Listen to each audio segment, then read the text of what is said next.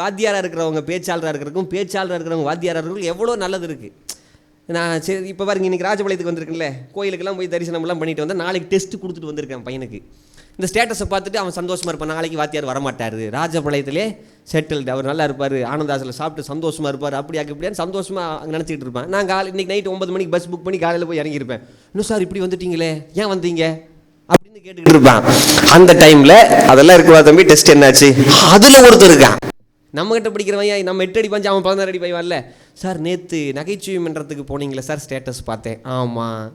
நீங்கள் ஏதாவது ஒரு 2 சில ஜோக்கு கை தட்டாமல் விட்டுருப்பீங்கள்ல, அது மனசுக்குள்ளே உறுத்திக்கிட்டே இருக்கும். அவன் கேட்பான், எப்படி சார் பேசுனீங்க, கொஞ்சம் பேசி காட்டுங்க சார், நாங்கள் ரசிக்கிறோம் சார் அப்படின்னா டெஸ்ட்டை விட்டுட்டு அவன் நமக்கு டெஸ்ட்டு வச்சுட்டு இருப்பான். இப்படிலாம் போயிட்டுருக்கோம். என்ன எல்லாம் பண்ணுறது, அவ்வளோலாம் கஷ்டம் இருக்குன்னு வச்சுக்கங்களேன். இந்த சில பேர் மெசேஜ் அனுப்பிச்சிருந்தீங்க, கல்யாண கதையை சொல்லவும், கல்யாண கதையை சொல்லவும் அப்படின்னு சொல்லி. கல்யாணம், நானும் ஒரே ஒரு கல்யாணம் பண்ணேன். அந்த கதையை சொல்லுங்கள். எதுக்காக கல்யாணம் பண்ணால் ஆசையெல்லாம் பேராசையெல்லாம் கிடையாது, ஒரு ஆசை, நம்ம கல்யாணம் பண்ணணுமே, ஏன்னா நமக்கு ஒரு மரியாதை கிடைக்கும் அப்படின்னு. நம்மளை எல்லோரும் மதிப்பாங்க. ஒரு வீட்டில் அது மூத்த மாப்பிள்ளையாக போயிட்டா இளைய மாப்பிள்ளைகள் எல்லாரும் நம்மளை தான் மதிப்பாங்க. நம்ம சகலிகள்லாம் மதிப்பாங்க. சகலிகன்னா யாரும் தெரியுங்களா? ஒரே கம்பெனி ப்ராடக்டை வாங்கி ஏமாந்தவங்க, அவங்கெல்லாம் மதிப்பாங்க அப்படின்னு சொல்லி ஒரு சந்தோஷமாக இருக்கலான்னு நினச்சேன். ஏன்னா ஒரு முருகன் கோயிலுக்கு போயிருந்தேன். முருகன் கோயிலில் போய் சாமி கும்பிடலாங்கும் போது முருகனுக்கு முன்னாடி இன்னும் ஒருத்தர் பாட்டு பாடுறாரு, திருப்புகழ். நானும் பக்கத்தில், நம்ம திருப்புகழ் கிளாஸில் எடுக்கிறோம் அப்படின்னு சொல்லிட்டு என்ன தான் பாடுறாங்கன்னா, ஏறு மயிலேறி விளையாடு முகம் ஒன்றே அப்படின்னாரு. ஓ சந்தோஷம், சூப்பராக பாடுறாங்களே, ஈசருடன் ஞான மொழி பேசு முகம் ஒன்றே, இப்படியே பாடிக்கிட்டு இருக்கிறாங்க. பாடுறவங்க ஒரு பெண்மணி, மங்கள பெண்மணி பாடுறாங்க. அப்படியே கூறுமடியார்கள் வினை தீர்க்கும் முகம் ஒன்றே, குண்டுருவ வேல் வாங்கி நின்ற முகம் ஒன்றே, மாறுபடு சூரரை வதைத்த முகம் ஒன்றே, வள்ளியை மனம் புணர வந்த முகம் ஒன்றே, ஆறுமுகமான பொருள் நீ அருளல் வேண்டும். என்ன வரணும் அடுத்தது? அப்படித்தானங்க வரணும். ஏன் கேள்வி கேட்குறேன்னா, வாத்தியார் கேள்வி கேட்காம பேச முடியாது. ஆனால் நீங்கள் சாய்ஸில் விட்றாமல் சொல்கிறீங்க, அது சந்தோஷம். ஆதி அருணாச்சலம் அமர்ந்த பெருமாளேன்னு சொல்லணும். அந்த அம்மா ஆதி அவுக அமர்ந்த பெருமாளே, ஆதி அவுக அமர்ந்த பெருமாளே. உடனே சேட் ஜிபிடி அது இது எல்லாத்தையும் போட்டு தட்டி பார்த்தா இப்படி இல்லவே இல்லையே, என்னங்க அவுக அமர்ந்த பெருமாளே அப்படிங்கிறீன்னு கூப்பிட்டு கேட்டால் அது அவுக வேறு, எவுக வேறு, அவுக வேறு. சரி, அவருக்கு பேரை சொல்லுங்கள். அந்த கூறு கட்டவன் பேர் எப்படி சொல்லுவேன், இதுக்கு பேரையே சொல்லிட்டு போயிருக்கலாம். அந்த மாதிரி நம்மளை மதிப்பாங்க அப்படின்னு நினச்சிக்கிட்டு இருந்தேன். ஆனால் வீட்டில் என்னாச்சு, கல்யாணம் ஆன புதுசில் நம்ம வீட்டில் இருக்குதுன்னு சொல்லிட்டு பக்கத்து வீட்டில், நாங்கள் கிரவுண்ட் ஃப்ளோரில் இருக்கோம், ஃபஸ்ட்டு ஃப்ளோரில் ஒரு மனைவி தன்னுடைய கணவனை பார்த்து ரமேஷ் ரமேஷ் ரமேஷ் அப்படின்னு ஏழை கொடுது. கோவம் வந்துருச்சு. என்னங்க நின்று பார்த்துக்கிட்டு இருக்கேன். என் மனைவி கிட்ட சொல்கிறேன், இங்கே பாருமா, பக்கத்து வீட்டு அந்த பொண்ணு வந்து வீட்டுக்காரரை ரமேஷ் ரமேஷ் ரமேஷ்னு ஏலம் போடுது. உடனே என்னுடைய மனைவி சொன்னாங்க, அடுத்த வீட்டு சமாச்சாரம் நமக்கு எதுக்கு சதீஷ், உள்ளவா. இவ்வளோதான் மரியாதை, என்னத்தை பண்ண முடியும். அப்படி போயிடுச்சு வச்சுக்கங்களேன். அதனால கல்யாணங்கிறது ஒரு ஆசைப்பட்டு தான் கல்யாணம் பண்ண, பேராசையெல்லாம் கிடையாது. ஆசைக்கும் பேராசைக்கு வித்தியாசம் தெரியுங்களா? சொல்லிடுறேன், அதை நானே கேள்வி கேட்டுட்டு போயிட்டு போயிடக்கூடாது. சில வீட்டில் நாய் வளர்ப்பாங்க, பார்த்துருக்கீங்களா? நாயை குழந்தை மாதிரி வளர்த்துவாங்க. குழந்தைய என்னங்க நீங்கள் பேசுனா அதுக்கு நான் பொறுப்பாக முடியாது. நீங்களே ஒவ்வொன்றும் சொல்லிட்டு இருக்கீங்க, அதுக்கு நான் ஒன்றும் பண்ண முடியாது. குழந்தையோ ஒரு தெய்வமாக வளர்ப்பாங்க அப்படின்னு சொல்ல. ஓ, உங்கள் ஊரில் இதை பற்றி பேசக்கூடாதோ? ஆனால் உங்கள் ஊருக்கு எவ்வளோ பெருமை இருக்குது, எவ்வளோ இப்போ மாம்பழம் இருக்குது, எவ்வளவோ சிறப்புகள் உங்கள் ஊரில் இருக்குது. அது ஒன்று மட்டும் தானே சிறப்பு. அந்த நாய் வளர்த்துருக்காங்க. அந்த வீட்டில் ஒரு பொண்ணு இருந்திருக்கு. அந்த பொண்ணு என்ன பண்ணியிருக்கு, ஒருத்தன் லவ் பண்ணியிருக்கு. அவங்க வீட்டிலேருந்து 7வது வீட்டில் இருக்கக்கூடிய ரகு அப்படிங்கிற ஒரு பையனை லவ் பண்ணியிருக்கு. இது எப்படி அந்த அப்பாவுக்கு தெரிய வந்துருச்சு. தெரிய வந்த உடனே என்ன பண்ணியிருக்காரு, இங்கே பார், நம்ம ஸ்டேட்டஸ் என்ன, அவங்களோட ஸ்டேட்டஸ் என்ன, நம்ம கௌரவம் என்ன, அவங்க கௌரவம் என்ன, அவனை கல்யாணமே பண்ணி வைக்க மாட்டேன் அப்படின்னு சொல்லி திட்டுறாங்க. இந்த விஷயத்தை வீட்டுக்குள்ளே வளருது பார்த்தீங்களா நாய், அந்த நாய் தெருநாய்கிட்ட சொல்லிக்கிட்டு இருந்துச்சு.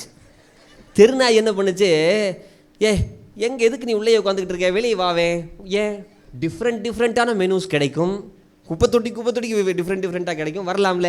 வருவேன், ஒரு பிரச்சனை இருக்குது. என்ன பிரச்சனை இருக்குது, அந்த எங்கள் வீட்டு எஜமானர் இருக்கார்ல, ஆமாம், அவங்களோட பொண்ணு இருக்குல்ல, ஆமாம், அந்த பொண்ணு வந்து ரவிங்கிற பையனை லவ் பண்ணிக்கிட்டு இருக்கு. சரி, அந்த விஷயத்தை தான் சொன்னையே, தெரியும்ல, ஓகே.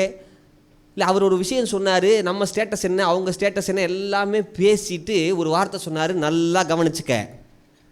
நம்ம வீட்டில் வளருது பார்த்தியா நாய், அதுக்கு கல்யாணம் பண்ணி வச்சாலும் வைப்பனே தவிர அந்த ரகு கல்யாணம் பண்ணி வைக்க மாட்டேன்.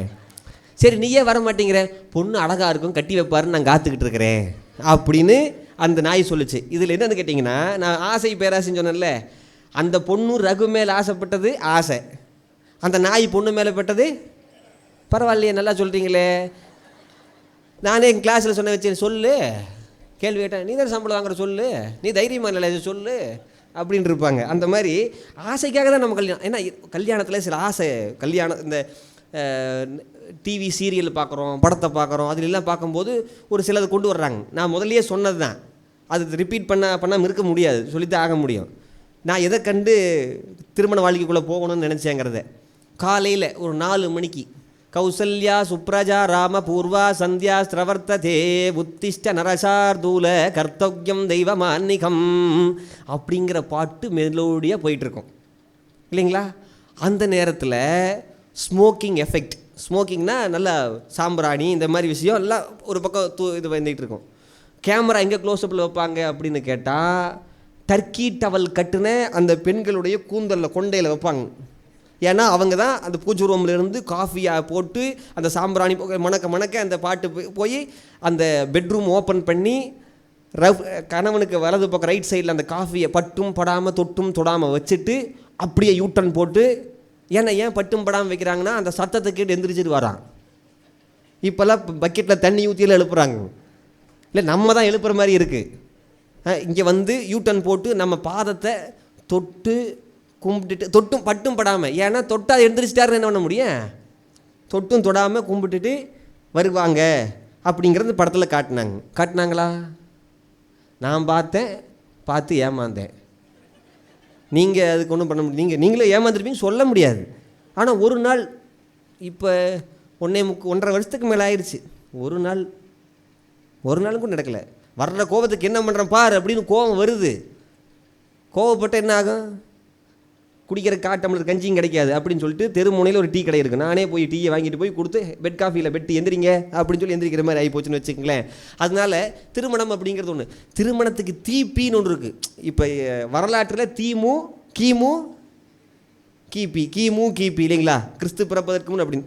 இங்கே வந்து நம்ம மனித வாழ்க்கையில் தீப்பி, திருமணத்திற்கு முன் திருமணத்திற்கு பின், திருமணத்திற்கு பின் எப்படிலாம் இருக்கும், சிறப்பாக இருக்கும், அப்படியாக்கு இப்படியாக்குன்னு நம்ம நினச்சோம், நானும் நினச்சேன். அதில் வேறு சில இதெல்லாம் பண்ணுவாங்க பார்த்துருக்கீங்களா, சடங்குகள்லாம் பண்ணுவாங்க. அதில் ஒரு முக்கியமான ஒரு சடங்கு சொல்கிறேன். என்ன சடங்கு தெரியுங்களா? இந்த ஒரு பானையில் தண்ணி ஊற்றி, இந்த பானிபூரி பானை மாதிரி இருக்கும்னு நினைக்கிறேன், தண்ணியை ஊற்றி அதில் என்ன பண்ணுவாங்க, மோதிரம் போட்டு எடுப்பாங்கல்ல. ஏன்னு தெரியாமல் நானும் அவங்களும் போட்டாங்க, எடுக்கலான்னு நான் விட்டு அவங்களும் தேடுறாங்க, நானும் தேடுறேன், காணோம். அந்த மோதிரத்தில் என் கையில் இருக்கிற மோதிரத்தையும் காணோம். எங்கள் வீட்டம்மா அவங்க உஷார் பண்ணிட்டாங்க. சரி ரைட்டு ஓகே, போட்ட மோதிரமாக இருக்கணும்ல, அதையும் காணோம். இப்படியா இருக்குது, என்னடா இப்படிலாம் இருக்குதுன்னு சொல்லிட்டு, சரி இதெல்லாம் ஒரு விளையாட்டுக்காக போல் இருக்குது, விட்டு கொடுக்கும் மனப்பான்மை, விட்டு கொடுக்காத அப்படிலாம் இருக்கும்னு நினச்சிக்கிட்டேன். ஆனால் எதுக்காக இது பண்ணுறாங்க சொல்லுங்க பாப்பா, எதுக்கு பண்ணுறாங்க? அன்பு அதிகரிக்கணும், விட்டு கொடுக்குற ஒன்றும் கிடையாது. நம்ம வீட்டில் கிச்சனில் லெஃப்ட் சைடில் பாத்திரம் கழுவுறதுக்குன்னு ஒரு சிங்க் இருக்கும் பார்த்துருக்கீங்களா? அதில் போட்டு கழுவும் போது காய்கறி சாப்பாடு எல்லாம் போய் அடைச்சிக்கும். ஒரு வாரம் கழிச்சு என்ன ஆச்சுன்னா ஃபுல்லாகிருச்சுன்னு வச்சுக்கங்களேன், இவங்க பண்ண மாட்டாங்க, ஏங்க அப்படிம்பாங்க, நம்மளே முதல்ல ஏங்கிக்கிட்டு இருக்கிறோம், ஏங்க அதாம்மா நான் ஏங்கிக்கிட்டு இருக்கிறேன், இங்கே வாங்க இதை அடைச்சி வச்சுடுங்க அப்படின்னு. அப்போ கையை விட்டு அந்த எல்லா இதையும் எடுத்து போடணும். அதுக்காக ஒரு ட்ரைலர் தான் இது கொடுத்துருக்காங்க, வேறு ஒன்றும் கிடையாது. நீங்கள் என்னமோ நினச்சிட்டு இருக்கக்கூடாது சரியா? நான் சும்மா மோதிரம் எல்லாம் போடுறாங்க, வைரம் மோதிரம் அப்படிலாம் ஒன்றுமே கிடையாது.